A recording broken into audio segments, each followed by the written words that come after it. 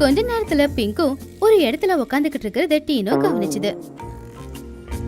அட பிங்கு, நீ இங்க உக்காந்துருக்க?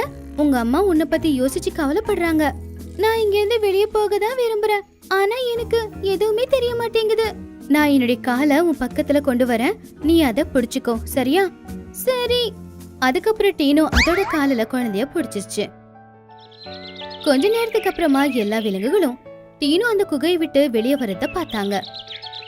அதுக்கப்புறம் அதோட காலில் இருக்கிற பிங்குவை எல்லாரும் பார்த்தாங்க. அத பார்த்து எல்லாருமே சந்தோஷப்பட்டாங்க. மேனா பிங்குவை போய் கட்டி பிடிச்சுக்குச்சு.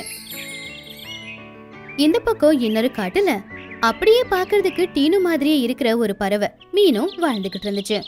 ஆனா குணத்துல அது டீனுவுக்கு ஸ்ட்ரெயிட் ஆப்போசிட்டா இருந்துச்சு.